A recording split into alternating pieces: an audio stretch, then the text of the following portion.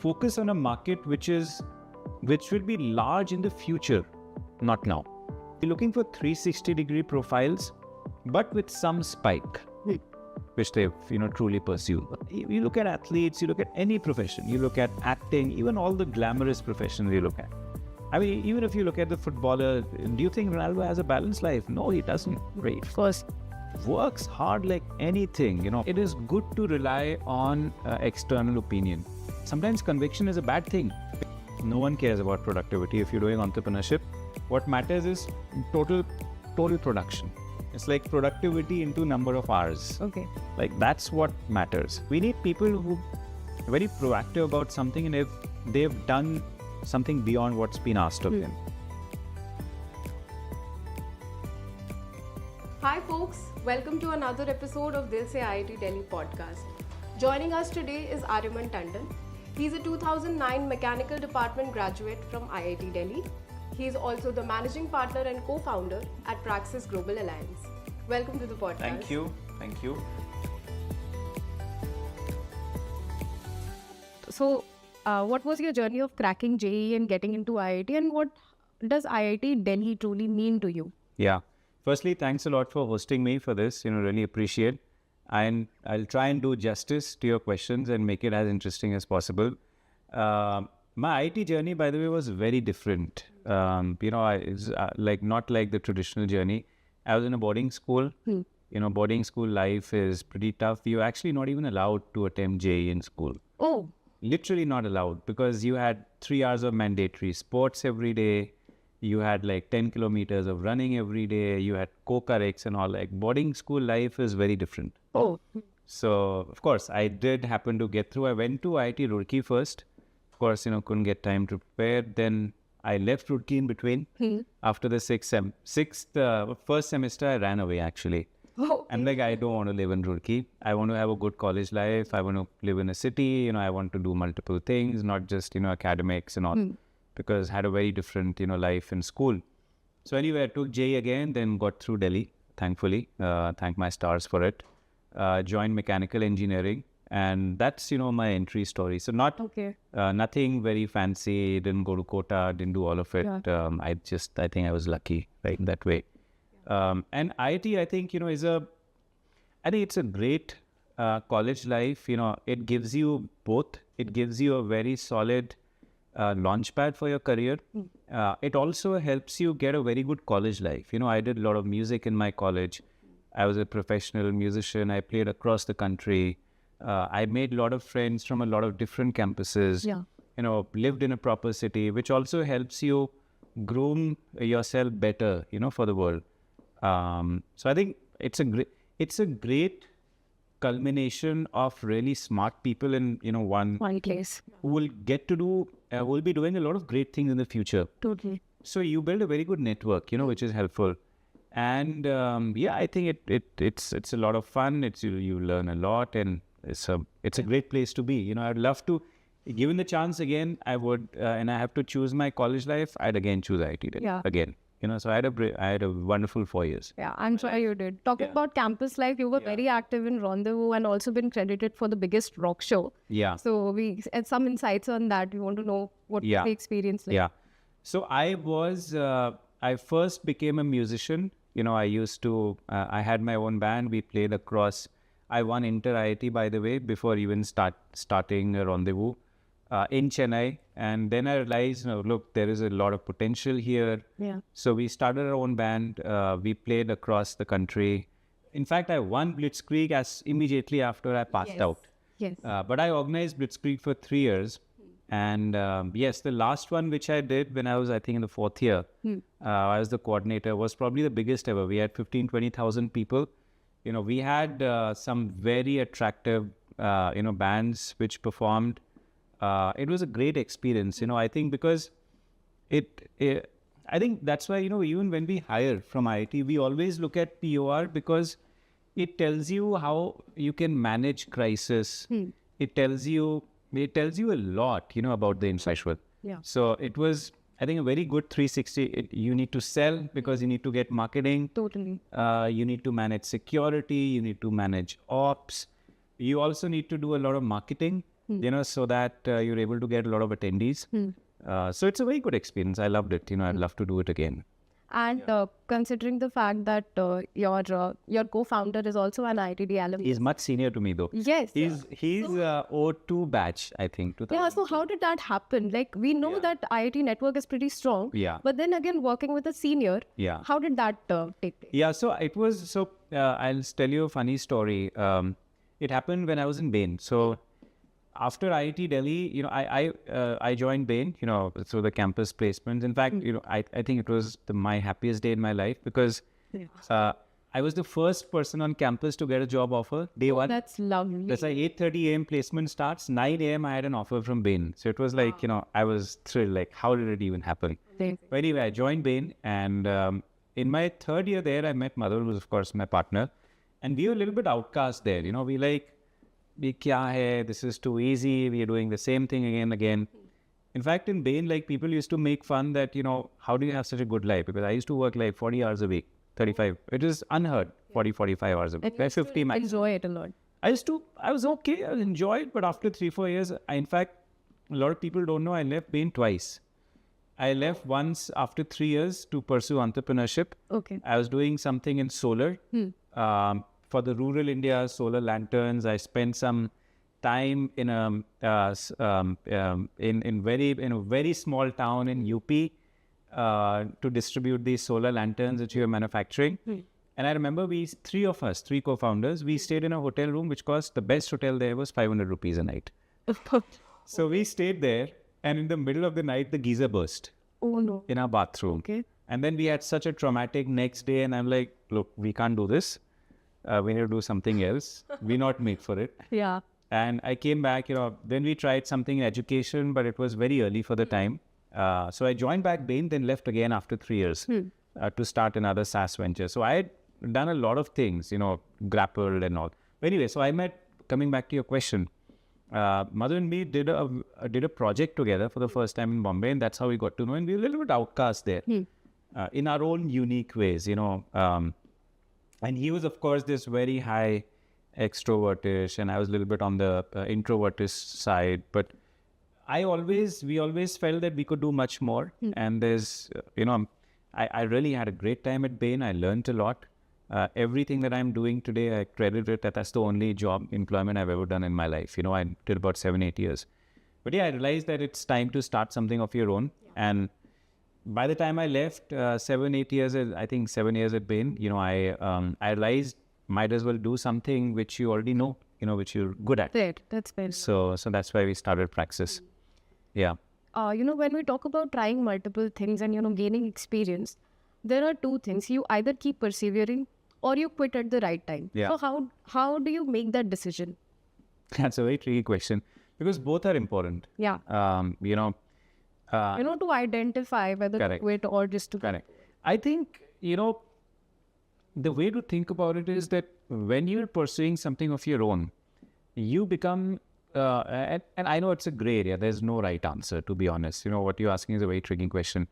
But in such cases, it is good to rely on external opinion because you become so, focused. Sometimes, sometimes conviction is a bad thing because if you have conviction about the wrong thing, it actually doesn't work out. So it's always good to have good sounding boards, who you ask opinions regularly for good experts in that area. I think taking external help and having that mentor network always helps because then you get a good sounding board that what I'm doing, whether it makes sense or no, or is it just my rigidity and my, stubbornness about making this successful. Chamber just keeps telling. So this is what happened, when I moved out of Bain and I started this SaaS venture called TAP, which was a recruiting marketplace. I first started off competing, look, we'll make a much better employment job creation platform. I started competing with Naukri. And then I realized, look, there is no point doing something again which Naukri has already done over so many years, and they're already pretty good at. There's no problem there. There's nothing to solve. So we pivoted.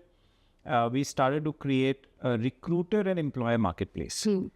I said, okay, we will connect recruiters to employers. We will help them earn more income. We will help them land more mandates. In that process, we'll create a candidate platform. So that was going on well, but it was a bit too slow for my patients. And I realized that I wanted something which could be bigger, and could move a bit faster. And HR is a little bit of, that department has its complexities, right? It cannot really move fast, especially in large organizations. Because there's a lot of politics, you need to move around. And I'm like, am I focused on the wrong customer segment? So that's when I, moved on. And then me and mother was always itching to do something together. And then this idea happened of starting something within consulting and professional services, knowledge services, and, Praxis happened that way. Okay. And you have also scaled Praxis in a highly competitive space. Yeah. What were some of the learnings from IIT Delhi that might have helped you, or in general, what some of the learnings besides the academic learning from IIT that helps in these journeys? Yeah. From IIT, to be honest, I think you get a very solid analytical mindset about things. You're able to look at things in a very objective, mathematical manner. I think the bigger learning for me was from my Bain career, right, where you work with a lot of businesses, you understand strategy, you understand differentiation, you understand value creation. But that's very theoretical again. I think you start with very fancy dreams and, starry eyes. But when reality hits the ground, you realize the world out there is very different. So you need to do what makes what works, right, in that particular industry. Now, for example, when we started out, we were competing with firms which are $25-30 billion globally in scale. And it's a very uphill task. Now I had the benefit of being at Bain, having a 7-8 year experience. Also, of course, my partner was a partner at Bain. He had the network, and the commercial sort of savviness to get there. But otherwise, you can't enter. If I was to do this maybe 5 years back or 3 years out of Bain, I wouldn't have done it because, I had no comparative advantage to come and, build something like this. But I think, which is the one thing that you need to think about is, and we'll talk more about entrepreneurship and what it takes, but it's very difficult to compete with large firms. I'm sure. Because it just takes a toll on you. So anyway, we are where we are. I think a lot still needs to be done. I'm always glass half empty person. So all the best more than celebrations always, right? Yeah. So that way. Yeah. Okay. So there was a trend. There's still a trend in IIT. That after graduating, people pursue higher studies. Yeah. You didn't go for it. Yeah. Was it a conscious decision or it just happened? No, I was, to be honest, sick of studying. I was like 4 years, 1 year JEE. I was like, I can't do any. I want to earn. I want to, just work and now what I just go. Yeah. Like later, maybe I could pursue. And frankly, Bain happened, so that was good. I got a good launch pad. I did 2-3 years. I did pursue. By the way, at some point of time, I did take GMAT. You got a good score and all as well. But I think by that point of time, I'd already decided that I will do entrepreneurship. Okay. That I want to do something of my own. And for that, I was like, you're spending about $150,000 for an MBA and you're spending more than that. You're spending 2 years. Might as well use that time and capital to start something of your own, if that's what you want to do. I do think, an Ivy League or a Harvard or a Stanford or something would have definitely helped expand on my network, but I don't regret not doing it because it's a slightly different path. If launching a great career, you want to pursue a private equity, you want to pursue a leading role. Consulting, thankfully, Bain never needed an MBA. But I think it professionally, it helps in your career. But if you're starting your own venture, I don't think there's a big value add, right? And we're increasingly seeing the value, of that dropping over time, right? And true skills, actually getting more valued unless and until you're doing something very specialized. Exactly. Right. Of course, you build a great network. So you want to grow, the kind of job opportunities that you get after an Ivy League are phenomenal, which I probably even today I won't get, right? Because I don't have that stamp on me. But I think it didn't matter in my case. So I chose not to do it. Okay. Yeah. When hiring from IIT Delhi, what are some of the key pointers that you look at in a student you try to? See, it depends what we're hiring for. For a management consulting role, it's very standard. Look, we look for people who have spikes in their career. Can you elaborate? Spikes in their CV. For example, have people done anything beyond acads or beyond something which is required to do of them? Like if they pursued sports, if they pursued any PR, have they been passionate about something that they've done a lot? Yeah. Proactively. Because in consulting, you need to be very proactive. You need enthusiasm, proactiveness. Clients will typically sort of give you a problem statement and it's up to you, whether you get it done or no. So we need people who are very proactive about something and if they've done something beyond what's been asked of them. So acads is important, it is hygiene. But it's not the differentiator. Beyond, let's say, 7.5, 8 CGPA, ACAD does not make a difference. Yeah. In fact, if it's too high on ACADs, then we also have a question marks. That is this person more interested in engineering and that kind of lines rather than doing a consulting role? So we're looking for 360-degree profiles, but with some spike, which they've truly pursued. Any suggestions for institutes like IIT so that they can also push the students, make a more entrepreneur-friendly ecosystem, also help the students with more extracurricular activities, logical thinking, upskilling and things like that? I think they need to do the reverse. I worked in Australia for about 6 months. I worked in Europe for a lot of time. And a big difference that I see between talent in India and Western talent is two things. Their EQ is very high. Indian students? No. Okay. Yeah. Global students, their EQ is very high. So their ability to communicate between teams, and communicate is not just language. It's about, understanding emotions and, We're building that relationship. Building the rapport, knowing how to act, right? Influencing people, motivating people, right? Actually giving the right kind of teamwork. Yeah. Teamwork is not easy. Like, how do you function as a team? 5 people get on a mission. I think those things are extremely undermined. Okay. And there is too much focus only on logical thinking. But to be honest, barring a few, the biggest entrepreneurs and successful people have been extremely successful with people. Yes. So you need to be good with people. You need to be able to influence social skills, right? The whole social status, all those things have become very important in today's world, right? Which is where international orientation, all-rounded development, right, is a lot of people who go to, let's say, US, etc., they reach the Indian talent, right? They reach the mid-level, but only a select few are able to cross that barrier, because I think the EQ development can be much better. Okay.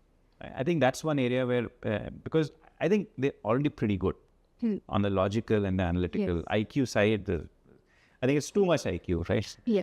So, yeah. Any best practices or advice for the students to upskill in that area? Pursue some externships, pursue some internships in sort of more in corporates and less engineering oriented environments, I think books have really helped. For me as an individual, I also, I passed out and there's a learning curve, right? And there are a lot of good books on just leadership, on influencing people, on, very basic stuff like the Carnegie book on how to win how to win people and influence friends or whatever. That's like, it's like basics, We don't have them right in a lot of people who graduate from IT. So that's, I think, one area which people should invest a lot in. Okay.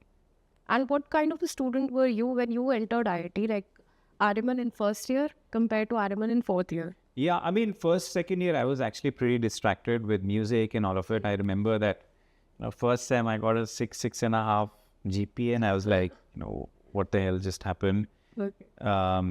Last time I got 9.7 or something. So it was actually reverse. Okay. Unlike a lot of people are different, the Yeah, first they few start- sems and then And good, and then yeah. For me, I was out of a boarding school, and finally, you've been looking for that freedom and all of it. So, and then I was like, look, I need to get back, just get my CGPA right. So last two sems was before placements, I think 9.5 or something. And then people like, who's this guy? Where it's come from? And then of course it was 8 or something. So that way, I think it makes. okay. So you had your share of fun at IIT. Yeah. Like I said, had I to choose a college life again in at least this country, I would definitely choose IIT Delhi. Okay. So tell us more about Praxis. How's it going? What is your vision? Yeah. So, look, we've had our own share of experiments when we started off. We tried analytics, we tried everything, But the next few, for us, we're probably now about 100 odd plus consultants, 4 offices globally. We opened our international first office, Dubai, last year. In fact, I'm spending a lot of time in Dubai these days, mostly based out of there. Okay. It's been great here. It's had its last 1 or 2 years have been a bit tough for everyone in consulting. Growth has been a bit subdued. But, we at least got to a decent scale in the first 5 years. We had some good decisions which we made. In our first few years, we did a lot of work with consumer internet businesses, startups, which helped us, build a certain scale. Private equity has always been very big for us. And though the cycles come of investment, but it at least gives you a very solid baseline. Okay. And then the next few years for us is about investing and growing in a lot of futuristic sectors. Like we are doing a lot of work in healthcare. It's very big for us. We do a lot of work in clean mobility, clean energy. These are all very New age, fields, yeah. correct. New age areas, right? We do a private equity and venture capital, not venture, but growth capital in private equity is still very strong for us. Consumer internet, though it had its own way, but we see it coming back, right? I think the valuations have subdued. People have become more cost conscious. They've improved the fundamentals of their business. So we see that coming back. And then we've also started doing work in financial services and a couple of other things. So these are the core areas for us. For next few years, we want to remain an emerging markets focused consulting firm where we focus on new age sectors, emerging markets, work with private equity, work with portfolio companies of private equity on those sectors in which we work in. So that has been our model and where we'll invest for great. future. We wish all Thank you. success for you. We need it a lot here. Yeah. Thanks. And any advice for our young entrepreneurs from your learning of entrepreneurship? Yeah. If you could please. It's been a very humbling journey, to be honest. I do think, and I won't talk about the obvious things. I think a couple of things which at least are very different from me and surprising, from now and maybe 6, 7 years back before when I started out. One, I think large markets are very misleading. Okay. So don't get misled by a large market opportunity, 100 billion TAM, 200 billion TAM. That is very misleading because large markets mean very large competitors and very large players who are doing what they're doing for years and years, and they are really good at it. They have the distribution, they have the network, they have the brand. It's very hard to displace them. No amount of capital that you go will be able to change a customer's trust, right? And again, so focus on a market which will be large in the future, not now, right? I think that's, of course, barring some deviations, but in general, I've noticed that large markets are very misleading. And even if you decide to do something in a large market, you need to focus on something which is niche and which has a very different TAM, within itself. Cool. I think that is one. Second is I love this whole new age concept of, balance with entrepreneurship, and it doesn't work. Okay. If you want to do entrepreneurship or if you want to be successful in anything in life, you can't have a balanced life because there's someone out there who's grinding like anything, you look at athletes, you look at any profession, you look at acting, even all the glamorous professions you look at. I mean, even if you look at the footballer, do you think Ronaldo has a balanced life? No, he doesn't, right? Of course. works hard like anything, fine. He has a little bit of his family life. Yeah. The rest he's playing football see what's all behind the the time. camera. You don't see it. So to be successful in anything, you need to forget balance, right? You can't have everything. So it's about trade-offs. You only have 24 hours in a day, right? So balance will never work. Yes, it doesn't mean that you need to give up on your health or give up on but you need to curtail down and say, look, this is the bare minimum, but so much of time. And it's fine if you don't like that. There's no forcing, right, to do entrepreneurship. And which is why this whole thing around, productivity, and to be honest, no one cares about productivity if you're doing entrepreneurship. What matters is total production. Okay. It's like productivity into number of hours. Okay. Like that's what matters. If you're working productively 2-3 hours a day, but someone is working maybe at 20% of your productivity for 12 hours a day, he's getting done much more stuff than you, right? So he'll move. And it's a competition. So you're competing, so you might as well play with the rules of the game. Yeah, and in terms of competition, how do you get over that fear of failure? As a student, especially young students would be... I don't think we should be scared of failure. I think failure teaches you more than what success teaches you. I think one should embrace failure, right? Because you get to learn a lot. You get leveled down. You truly know where you went wrong. And failure, to be honest, means that you're getting closer to success. So I think failure is okay. It happens. I've had my share of failures. I think you should not compete at a personal level. I think with people, you should compete more about what is your business, what are you doing, rather than at a personal level. I think, and failure teaches you a lot, like what are you good at, what are you not good at. So it's okay to fail. You know more about yourself. And and different entrepreneurs, founders. I know founders who are extremely analytical, extremely deep in their business. And I know founders who are completely not involved, but great with people. So I think failure also teaches you what are you good at, right? And what are your skills and what are you not good at? And some things you're not good at, it's fine. You can't be good at everything. Get people who are good at that. So which was the second thing I was saying. Building a good team early, right? When you're starting, the initial 5-10 people are so critical because the culture and the DNA, once it gets built, you can't change it. You can't, right?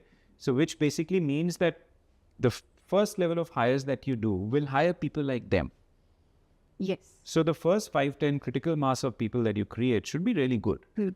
I don't mean senior, but should be good. They should people fit start resonating with whoever they are hiring. Right? Yeah. So that continues. Yeah. Then I think the other thing is it's important to have fun. What you're doing, because if you don't, if you're only doing it for the money, it will not happen. Money is a byproduct of you adding value, right? And it might happen, it might not happen, right? If you don't get a good exit, right?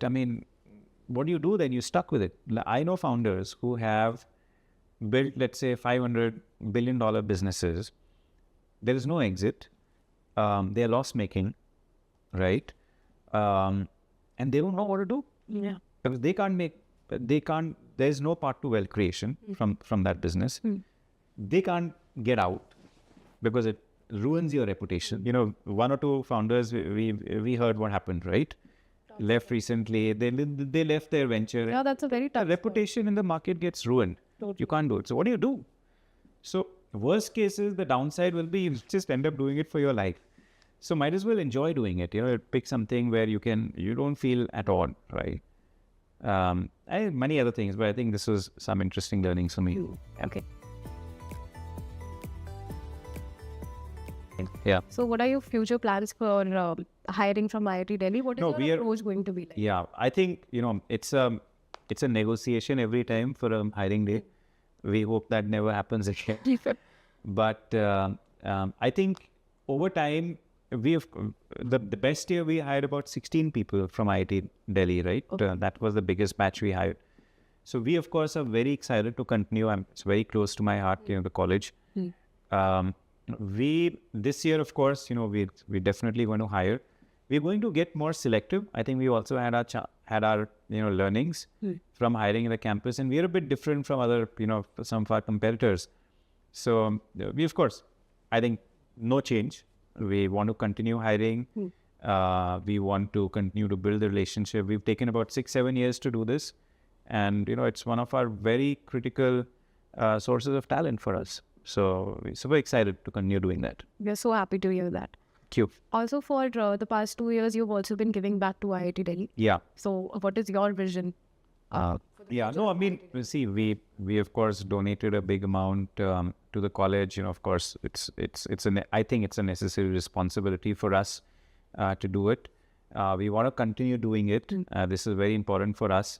We are doing, at the end, I do believe that if you're doing anything, entrepreneurship about giving back as much as possible, right, to everyone, to the society, and we want to do our job and play our part in actually building, helping the institutes and universities which have helped our business. Today, if we didn't have people from your college working with us, truly we would not have been where we are. Yeah. I think I thank everyone who has joined us from your college and literally put in a lot of sweat and blood with us to help us reach where we are. It would not have been possible without them. Okay. So I think it's, and I think every business should do that. To the key colleges where you hire from, it is important to give back. Very glad to know that. Thank you. Thank you. Thank you for hosting me for this. Yeah, and thank you for taking out time for us. There is one small section at the end where we conduct a rapid fire. Yeah. Just 2, 3. You just have to tell me which one would you prefer. Out of syllabus, okay. Yeah.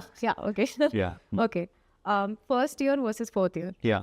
Which what will I choose? Yeah. What would you prefer? Fourth Year. Yeah. Okay. Rendezvous, convocation. I think I know the answer. Rendezvous. Of Yeah. course. Yeah. Okay. Library or wind tunnel?